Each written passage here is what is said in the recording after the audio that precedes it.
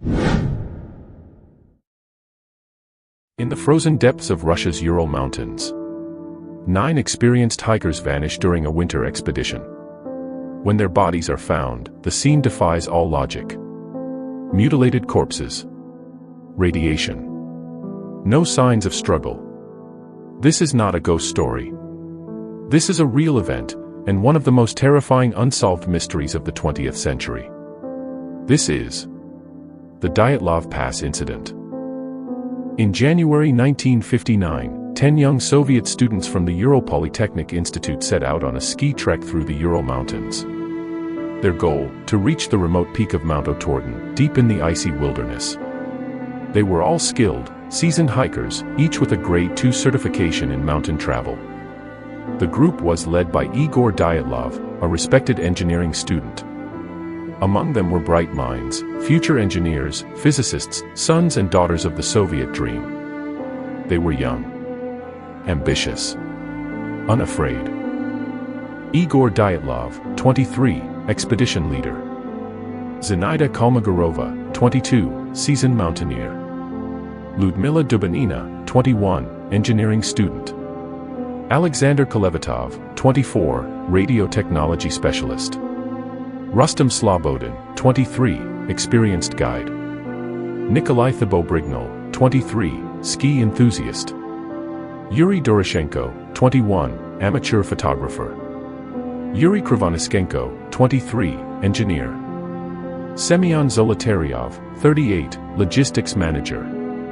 All motivated by the desire to conquer the Urals and test their limits in extreme conditions. Thanks to their photographs and notes, we know exactly how their expedition unfolded, day by day. On January 25th, they arrived by train in Ivdel, a small town roughly 300 kilometers north of Sverdlovsk. From there, they board a cramped bus to Vizhay, the last inhabited settlement before the wilderness. They spend the night in Vizhay, sharing stories with another group of hikers. They purchase large quantities of bread, not for meals, but as a calorie-dense energy source for the grueling journey ahead. The next morning, January 27th, they hop onto a back of a lumber truck, packed together with their heavy gear, and ride toward an abandoned geologist camp, their starting point into the Siberian wild. From there, they strap on their skis and head into the snowy expanse. That day, the temperature is relatively mild, only -8 degrees Celsius.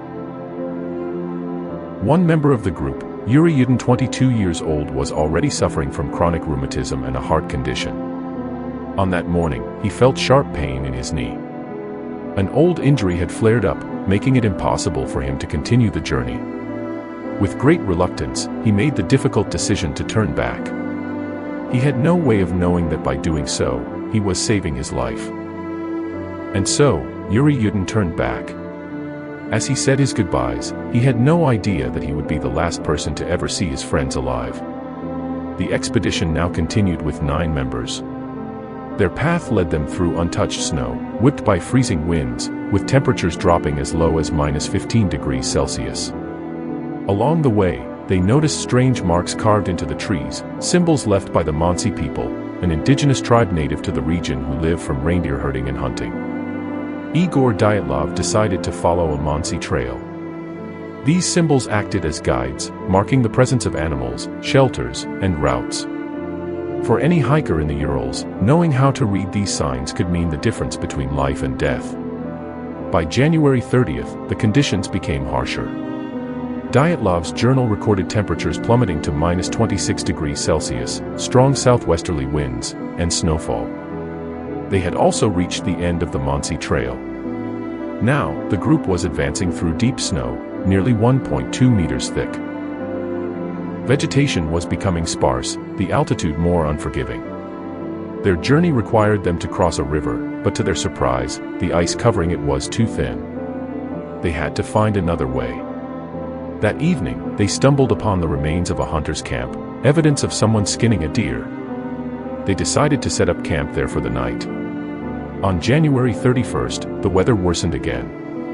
The only slight advantage was that they were now following an old hunter's trail, making progress somewhat easier, though they were still advancing at just 1 or 2 kilometers per hour. The lead hiker would break the trail through the snow with sheer leg strength, then swapped places to recover while the next one continued. As they left the last traces of forest behind, Dyatlov described the wind as sounding like the roar of airplane propellers. The group began to lighten their load, hiding supplies and gear in a wooded valley for their return journey. On February 1st, their progress slowed dramatically. The plan was to pass over a mountain pass and set up camp on the leeward side of the ridge. But worsening weather and near-zero visibility caused them to drift off course. They ended up climbing the slope of Kolet, Dead Mountain in the Mansi language. Around 7 p.m., realizing their mistake, they chose to stop and pitch their tent directly on the mountainside. They had the option to descend 2 kilometers to a forested area for better shelter, but for reasons still debated, they decided to stay where they were, perhaps not wanting to lose precious elevation, or maybe as a training exercise. Before departing, Dyatlov had promised their hiking club he would send a telegram once the group returned to Vizhai, expected by February 12th. But the 12th came and went, and no telegram arrived. At first, no one panicked. It wasn't unusual for such expeditions to run a few days late. But by February 20th, the hikers' families grew worried and demanded a search and rescue operation. The Ural Polytechnic Institute responded by sending out a team of students and volunteer instructors from their mountaineering club. What they would find would haunt Russia for decades. As one of the search teams made their way across the treacherous Kolet, a man named Mikhail Sharavin, a student at the Ural Polytechnic Institute, noticed something unusual sticking out of the snow. It was a tent pole. He called out to his companions, and together they began digging through the thick snow. What they uncovered would mark the beginning of one of the most enduring mysteries in modern history. Beneath the snow lay the Dyatlov group's tent, twisted, partially collapsed, and eerily silent. There was no one inside. But strangely, all of the hikers' belongings were still there: boots, jackets, backpacks, untouched. More disturbing still, investigators later confirmed that the tent had been cut open from the inside, as if someone, or all of them, had been desperate to escape. There were 9 distinct sets of footprints leading away from the tent, some left by people wearing only socks, one with just a single shoe, and others entirely barefoot. No signs of a struggle. No frantic running. Just a slow, deliberate march into the darkness. Following the tracks for over a kilometer toward the forest, searchers reached the edge of a dense woodland beneath a tall pine. There, they found the remains of a makeshift fire, and next to it, 2 lifeless bodies. Yuri Krivonischenko and Yuri Doroshenko, both dressed only in underwear, barefoot, their skin bluish from the cold. The branches above them were broken 5 meters high, suggesting one of them had tried to climb the tree, maybe to spot the tent. Between this tree and the original campsite, 3 more bodies were found: Igor Dyatlov, the group's leader, Zina Kolmogorova, and Rustam Slobodin. They were all positioned as if attempting to crawl back to the tent, back to safety. But it would take another 2 months to find the remaining 4. Their bodies were discovered in a ravine, buried beneath 4 meters of snow, 75 meters deeper into the woods. These final victims were dressed more warmly, and it seemed they had taken clothing from the others, possibly after their friends had already died. One was even wearing another's coat. But what horrified investigators the most were the injuries. One had a shattered skull. 2 others had crushed rib cages, so severely broken that examiners said the force was comparable to that of a car crash, and yet, no external bruises or cuts. Just massive internal trauma. And then, the most disturbing detail of all. One of the women, Ludmila Dubanina, was found without her eyes, tongue, lips, and part of her face. Another body was also missing its eyes. Some speculated this was due to natural decomposition from water exposure, but others weren't so sure. There were no signs of another group, no predator tracks, no other human footprints.